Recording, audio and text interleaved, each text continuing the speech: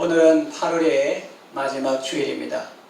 그동안 폭염이 있었고 장마가 있었고 또 태풍도 있었습니다. 그리고 잘 아시는 바와 같이 코로나는 오랫동안 지속되고 있습니다. 여러분 모두 수고 많으셨습니다. 이처럼 세상에는 전쟁과 죽음의 소식이 많이 들려옵니다. 마지막 날이 가까울수록 그런 일들이 더 많이 일어나고 더 크게 일어나는 것 같습니다. 이런 죄악과 슬픔, 쿠데타 혹은 반군 장악 탈출 이런 소식 와중에도 하나님은 끊임없이 우리를 사랑하시며 우리에게 좋은 소식을 들려주십니다. 복된 소식을 들려주십니다. 오늘 말씀을 통해서 하나님께서 우리에게 주시는 은혜를 함께 받겠습니다. 첫째로 태초에 생명이 있었습니다. 지금은 죽음이 우리에게 익숙한 것이 되었습니다.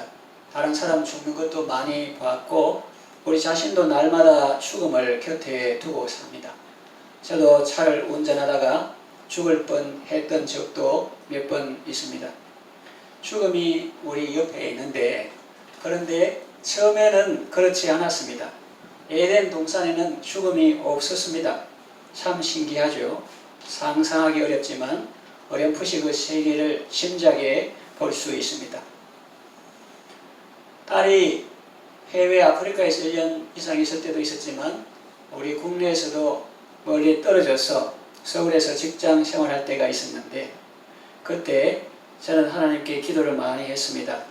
혼자 미혼의 여성으로 살면서 몸이 아파서 힘들지 않을까, 또 험악한 세상 살면서 마음의 상처를 받아서 병들지 않을까, 혹은 직장 생활하면서 까다로운 사람 만나서 고생하지 않을까, 또 배우자를 잘 만나야 할 텐데 등 여러 가지 생각으로 마음이 무거웠습니다. 이렇게 염려하고 근심하는 것이 하나님의 뜻은 아닐 거라고 생각했습니다. 그러다가 기도하는 중에 하나님은 딸을 어떻게 보고 계실까라는 생각을 했습니다. 육신의 딸이기도 하지만 하나님께서는 더욱 나보다 더욱 더 사랑하시는 아버지니까 하나님 눈에는 어떻게 보일까? 하나님을 어떻게 보실까? 그런 생각을 했습니다. 그러다가 꿈을 꾸었는데 하나님 앞에서 제 딸은 아주 선명하고 화창한 모습이었습니다. 그걸 본 후로는 기분이 좋고 안심이 되었습니다. 우리의 자녀상, 자녀를 어떻게 보는가? 이 자녀상은 흐릿합니다. 우리의 눈이 좋지 않고 또 주변 환경도 좋지 않기 때문입니다. 제가 소계동에 살 때 뒤에 있는 천주산에 자주 올라갔습니다. 산 중턱쯤 올라가면 자연보호란 큰 간판이 있습니다. 대로에서 보면 작게 보이지만 직접 올라서 가보면 아주 큽니다.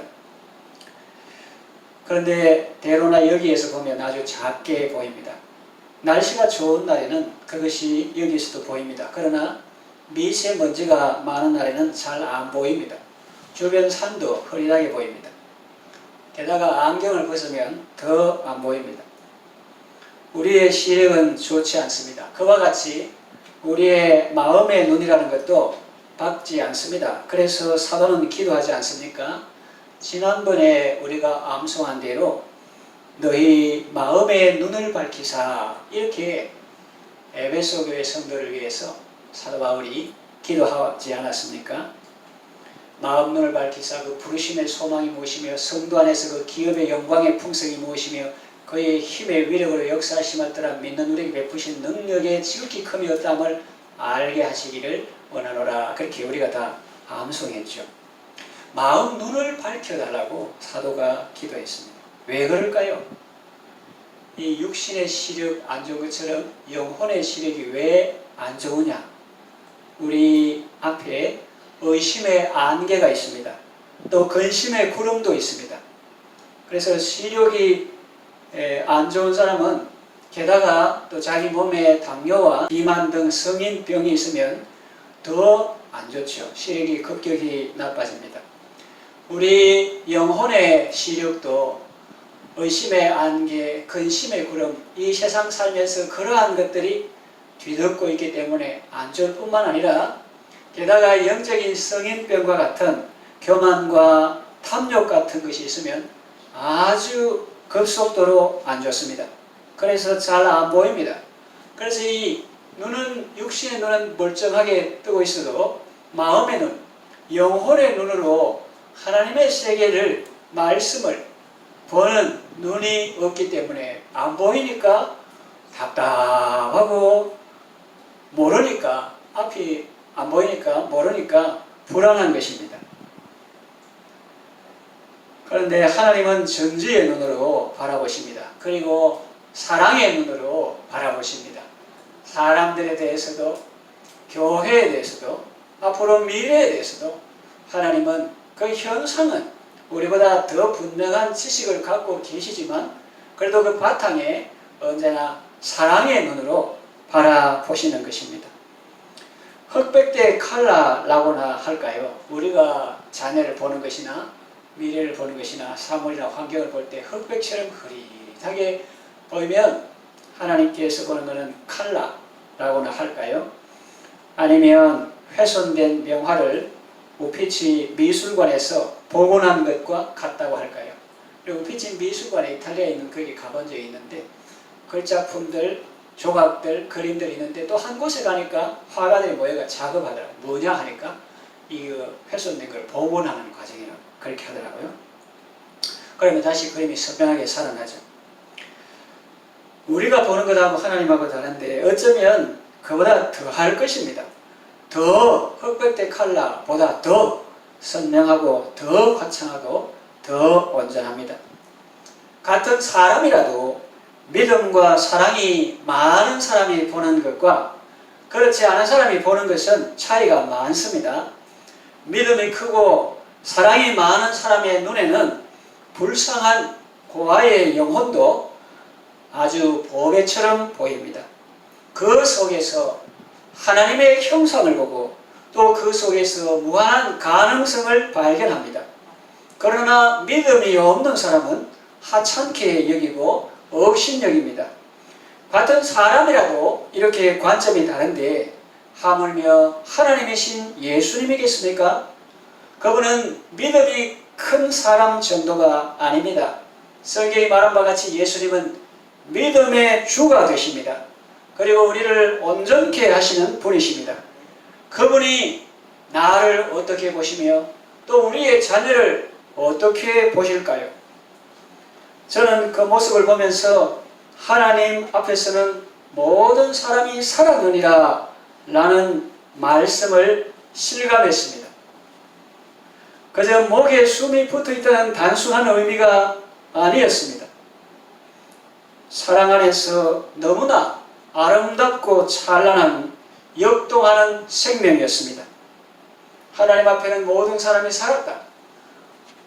사람은 시간의 제한을 받고 공간의 제한을 받지만 그래서 아브라함, 이삭 옛날에 죽은 사람 아니가 그러지만 하나님은 통시적으로 공시적으로 전체를 보기 때문에 하나님 앞에는 모든 사람이 살았다. 그렇게 우리가 존재적으로도 성경에 말하지만은 가치적으로도 우리는 사람 죽었다고 자꾸 생각합니다. 죽었다. 그러나 하나님은 앞에서는 모든 사람이 가난한 자나 배우지 못한 자나 아프리카 사람이나 또 어떤 부자나 그런 사람도 하나님 앞에서는 다 요래 해보고 움직이면 뭘 합니까? 살아있네 살아있어 이러잖아요. 하나님 앞에서는 모든 사람이 다 살아있는 것입니다. 그 사람이 비록 지금은 부족하고 실수하고 넘어지기도 하지만 또 그런 연약한 모습 가운데 있지만 하나님은 분명히 죄는 미워하시지만 그 사람은 사랑하시고 그 사람도 회개하여 생명에 이르기를 원하시는 것입니다. 생명이신 하나님은 그 사람에게도 생명을 주어서 그 사람도 하나님의 생명을 누리며 생명 가운데 살기를 원하시는 것입니다. 여러분이 암송한 말씀과 같이 주께서 생명의 길을 내게 보이시리니 하듯이 하나님은 우리에게 늘 생명의 길을 보여주시는 것입니다. 오늘도 우리가 말씀을 읽을 때, 아침에 교퇴할 때, 공예회에서 같이 찬양할 때, 길을 갈 때 하나님은 언제나 말씀과 성령으로 우리에게 생명의 길을 보여주십니다. 그래서 뭐 TV만 보고 신문만 보고 금리 올랐다 뭐 어쩌고 할 때는 자꾸 뭐 불안하고 또 뭐 안 좋은 소식, 탈레반이 정권을 장악했다 그런 소식을 들을 때는 뭔가 좀 답답하고 불안한 그런 것도 있는데, 하나님께서는 언제나 생명의 길을 보여주시고 말씀과 사랑 가운데 상황을 초월한 기쁨을 주시니까 주의 앞에는 충만한 기쁨이 있고 주의 우편에는 영원한 즐거움이 있습니다 라고 시인이 고백한 것과 같았습니다. 그런데 여러분, 사건이나 현실, 사람이 지금 여러분의 눈에 어떻게 보이든지 그것 때문에 낙심하거나 절망하지 마시고 먼저 나로 하여금 주님 보시는 것처럼 보게 해달라고. 하나님, 왜 게하시는 못 봤는데 엘리사는 봅니까? 게하시는 불안한데 왜 엘리사는 평안하고 든든합니까? 이 의심의 안개, 근심의 구름, 이 부정적인 세상에 오염된 나의 생각과 정신을 치료해 주시고 창조하실 때 그 모습 그대로 하나님께서 보시는 눈으로 이 세상과 현실을 사랑의 눈으로, 밝은 눈으로 소망 가운데 보게 해달라고 하나님의 은혜를 구하시기 바랍니다. 둘째, 죽음이 찾아왔습니다. 에덴 동산에는 생명이 가득했습니다. 왜냐하면 하나님이 생명이고 또 하나님의 말씀이 생명이었습니다. 그리고 그곳에는 각종 아름다운 실과가 있었습니다. 아마 달마다 실과를 맺었을 것입니다. 요한계시록에 나오는 같이 달마다 실과를 맺었을 것입니다. 그게 가능하냐 하지만 우리 인생은 좁고 경험이 한정되어 있어가지고 자기 생각으로 재단하는 경향이 있는데 이 땅에도 있습니다. 제 딸이 아프리카의 적도 부근의 나라 1년 2개월 정도 머무른 적이 있는데 그 지금 적도 부근의 나라 식물들도 그렇지 않습니까? 거기는 1년 내내 푸르고 열매를 맺습니다. 그 사계절이 없고 있기는 있는데 두 계절 우기와 건기 있다고요. 우기 때는 하늘이 안 보이고 계속 비만 온다. 몇 달 동안. 근데 이제 계속 여름이니까 식물이 자라고 계속 열매를 맺는 거죠. 푸르고 열매 맺습니다. 그리고 이 땅에서 그런데 에덴 동산에는 그때 죽음이 없고 생명이 가득했고 동산에 각종 아름다운 시골가 있었고 특별히 중앙에는 생명나무도 있었습니다. 그러니까 온통 생명으로 거룩한 곳이었죠. 하나님 자체가 생명이고 하나님의 말씀이 생명이고 그런 푸르른 식물 아름다운 열매들 가득하고 중앙에 생명나무 있었습니다. 사망은 그림자도 찾아볼 수 없었습니다. 그런데 어느 날 사망이 찾아왔습니다. 그 선명하고 화창한 주님의 동산에 죽음의 그림자가 쭉 드리워졌습니다. 그 전에는 없었어요. 그런데 나타났습니다. 하나님께서 물으셨습니다. 너 왜 왔니? 예, 저 빚 받으러 왔습니다. 무슨 빚? 죄의 빚 받으러 왔습니다. 그랬습니다. 이게 이제 알기 쉽게 문학적인 표현으로 말하는 거예요. 이해하기 쉽게. 하나님께서 말합니다. 누가 죄를 지었느냐? 하나님이 창조하신 아담이 죄를 지었습니다. 그가 하나님의 말씀을 순종하지 않았습니다. 그렇게 참소하고 고자질하는 거예요. 하나님께서 아담아 너 왜 선악과를 먹었느냐 하니까 하나님께서 내게 주신, 회개할 생각을 안 하고 자꾸 핑계댑니다. 하나님께서 내게 주신 여자 그가 내게 구원해서 내게 먹었습니다. 하나님께서 이브야 여자야 하와야 너는 왜 먹었느냐? 뱀이 와서 나를 꿰므로 오심으로 내가 먹었습니다. 그렇게 말했습니다. 그래서 하나님의 지으신 중에 가장 간교한 뱀, 그 뱀을 타고 사탄 마귀가 들어와서 유혹해서 여자를 유혹하고 여자는 남자를 권해서 같이 하나님의 말씀을 범한 이것이 세상에 죽음이 들어온 경로입니다. 처음에는 죽음이 없었습니다. 있어도 저 멀리 있었겠죠. 쉬운 말하면 세상 바깥에 있는데 어떻게 그것이 인간 세상 안으로 들어오게가 사람이 죄를 지으니까 사망은 그 죽음은 그 죄와 함께 들어온 것입니다. 그래서 고린도 교회 보낸 편지 보면은 사망아 너의 이기는 것이 어디 있느냐, 사망아 너의 쏘는 것이 어디 있느냐 하고, 사망에 쏘는 것은 죄요. 양궁 쏘는 것처럼 사망이 자꾸 죄를 쏜다는 거예요. 사망에 쏘는 것은 죄요, 죄의 권능은 율법이다. 무시하지 못하는 거예요. 가냘픈 여성이 혹은 남성이라도 호리호리한 사람이 법복을 딱 입고 재판장에 앉아 있으면 이 조직폭력 두목 이런 사람이 가서 이렇게 할 수 있느냐? 못합니다. 왜냐하면 자기는 묶여있고 그 뒤에 국법이 버티고 있기 때문입니다. 그래서 죄를 죄되게 하는 것이 법이요, 법을 법되게 하는 것이 그 뒤에 버티고 있는 힘인데, 그 국법이 딱 그 힘을 어떻게 말하냐? 헌법인데 전체를 통일하는 단일 세력이 있을 때는 그 단일 세력의 의견이고, 또 여러 세력이 다투어서 양보해서 타협해서 만든 거라면 그 힘이 모습으로 나타낸 것이 바로 헌법인데, 그 뒤에 국법이 딱 버티고 있기 때문에 그 판사가 연약한 육신을 갖고 있다 할지라도 아주 강한 조폭이라도 꼼짝을 못하는 거예요. 그 말입니다. 사망에 쏘는 것은 죄요, 죄의 권능은 율법이라. 하나님께서 몰아낼 수 나가 이렇게 하죠. 하나님 여기 제 집에 있는데 빚받으러 왔는데 죄의 삭은 사망이라 했기 때문에, 죄의 값은 사망이라 했기 때문에 값받으러 왔습니다. 죽음 가지러 왔습니다. 죽어야 됩니다. 그 인간들 이렇게 합니다. 그래서 이제 사람이 죄를 지으니까 사망은 그 죄와 함께 들어온 것입니다. 그리고 죄는 들어올 때 이마에 나 죄입니다 그렇게 서붙이고 들어오지 않습니다. 아주 의로운 척하면서, 아주 지혜로운 척하면서 부드럽게 다가왔습니다. 지금도 야, 하나님 섬기면 니만 파이고 안 좋고 하나님 자기만 계속 좋고 그거 따먹으면 너 눈이 밝아진다. 하나님하고 똑같이 된다. 동성애 그거 하면 인간의 행복이 더 정대된다. 뭐 그런 식으로 자꾸 자유를 준다. 더 행복을 준다. 이렇게 막 유혹합니다.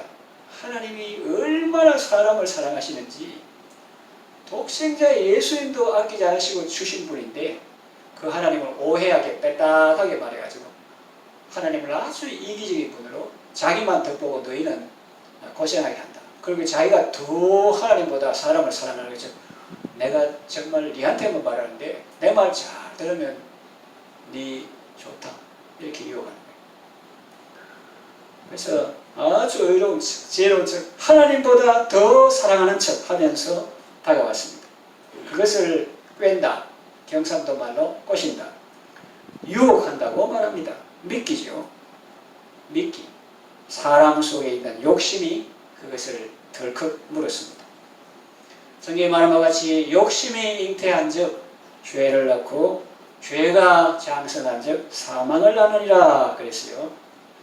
그래서 그 말씀 그대로 이 인간의 속에 있는 욕심이 없으면 사탄이 와도 무시하고 단호히 대적했을 것인데, 그 욕심이 있기 때문에 죄를 짓게 되고 죄가 장성한 즉 사망을 낳느니라 그대로, 그 말씀 그대로, 또 죄의 값은 사망이다 그 말씀 그대로 사람은 죽게 되었습니다.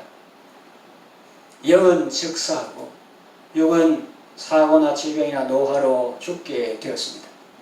마치 전기톱으로 나무를 베면 뿌리에서 단절되는 순간 나무는 죽은 것이고 그 잎사귀는 서서히 말라 죽는 것과 같은 이치입니다. 죽음은 단순히 육신의 문제만이 아닙니다. 우리 삶의 모든 영역에 영향을 미칩니다. 사망이라는 것이, 사탄이, 죄악이, 사망이, 죽음이라는 것이 왕노릇합니다. 폭군처럼 행시합니다. 그래서 사람들을 일생을 죽음에 매여서 종노릇하는 것입니다. 너 죽는다 하니까 그게 매여가지고 그 시킨 대로 다 하는 거예요. 죄책감, 열등감, 불안감, 두려움이 그를 조여옵니다. 숨이 꽉 막힙니다. 그래서 죽음이 두려워서 진실도 저버리고 의리도 저버리고 인륜도 저버립니다. 그래서 살아도 산 것이 아니고 죽어도 죽은 것이 아닙니다. 살아도 지옥 같은 생활이고 그래서 죽음을 선택하는 사람이 있지만 그런다고 그 고통이 끝나거나 없어지는 것은 아닙니다. 사탄이 자유를 준다, 행복을 준다 하면서 하나님의 말씀을 왜곡하고 유혹할 때 그 달콤한 말에 속아 넘어가지 말고 단호히 되져가시기를 바랍니다. 세 번째, 하나님은 영원한 생명을 주십니다. 하나님은 사망에 매여 종노릇하는 인생을 불쌍히 여기시고 특단의 조치를 취하십니다. 사랑이라는 백신을 주입하십니다. 사랑은 죽음을 예방하는 차원에서는 백신이죠. 이미 죽음을 이기신 예수님의 생명이 우리 안에 거하시니 우리는 죽음을 이기는 삶을 살게 되는 것입니다. 내 힘으로는 이길 수 없지만 예수님의 생명이 내 안에 거할 때 우리는 죄와 사망, 권세를 이기고 살아갈 수 있는 것입니다.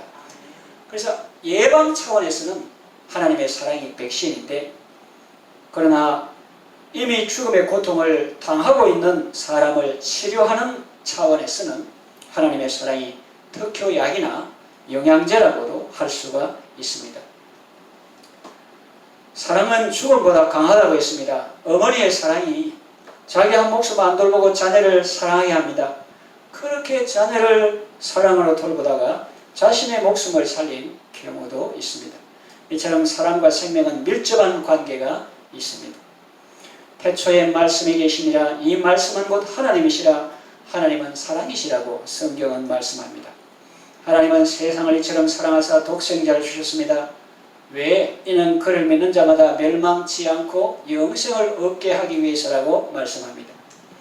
예수님을 믿는 사람마다 영원한 생명을 누립니다. 죽음을 두려워하지 않습니다. 사랑 안에서 삽니다. 기뻐하며 승리합니다. 한 노부부가 있었습니다. 그들은 일찍이 예수님을 믿고 거듭난 새로운 삶을 살았습니다.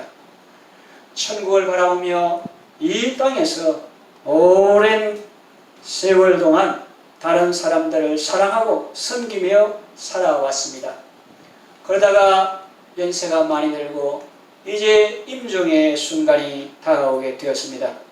그 남편은, 할아버지는 심장 가동이 멈추어져 갈 때 옆에 있는 자기 아내의 손을 꼭 잡고 조용히 말했습니다. 여보, 우리 하나님께서 주신 생명 가지고 지금까지 열심히 잘 살아왔습니다. 이렇게 하나님 앞에서 살 수 있어서 저는 참 감사합니다. 그리고 당신도 그동안 함께 해주어서 고맙습니다. 그렇게 말했습니다. 시편의 시인은 이렇게 노래합니다. 나는 의로운 중에 주의 얼굴을 보리니 깰 때에 주의 형상으로 만족하리이다. 그랬습니다. 하나님께서 우리에게 영원한 생명을 주십니다. 천국에 들어가게 하시고 이 땅에서도 날마다 천국의 삶을 살게 하십니다. 예수님을 모시고 영생의 삶을 살아가시기를 바랍니다. 말씀을 정리 요약합니다. 죽음을 두려워하지 않는 자, 그 누구입니까? 어떤 장사가 죽음을 두려워하지 않습니까? 다 두려워합니다. 영웅호걸도 두려워하고 진시황 같은 권력자도 두려워합니다. 죄 있는 사람은 다 두려워합니다. 그러나 그리스도인들은 죽음을 호령합니다. 성경 말씀과 같이 사망아, 죽음아, 너의 이기는 것이 어디 있느냐? 사망아, 너의 쏘는 것이 어디 있느냐? 사망에 쏘는 것은 죄요, 죄의 권능은 율법이라. 우리 주 예수 그리스도로 말미암아 우리에게 이김을 주시는 하나님께 감사하노라. 그럽니다. 왜냐하면 사망이 끊임없이 죄의 화살을 쏘아대고 죄의 권능은 율법이지만은, 그러나 우리 주 예수 그리스도로 말미암아 우리에게 이김을 주시는 하나님이기 때문에, 법을 뛰어넘는 하나님의 은혜의 세계가 있기 때문에 우리는 육신은 연약하여 죄를 지을 수도 있고 넘어질 수도 있지만 하나님의 사랑 때문에 예수 그리스도의 대속의 은혜로 또 일어서고 이길 수 있고 최후 승리를 얻기 때문에 우리에게 이김을 주시는 하나님께 감사하노라, 그렇게 말하고 있는 거죠. 사도 바울은 이어서 말합니다. 그러므로 내 사랑하는 형제들아, 견실하며 흔들리지 말며 항상 주의 일에 더욱 힘쓰는 자들이 되라. 이는 너희 수고가 주 안에서 결코 헛되지 않은 줄을 알미라 했습니다. 그러니 여러분들 예수님 안에서 결코 헛되지 않은 가치 있고 보람된 삶을 살아가시기를 바랍니다. 하나님은 생명이십니다. 하나님과 함께 참된 생명, 영생의 삶을 살아가시기를 바랍니다.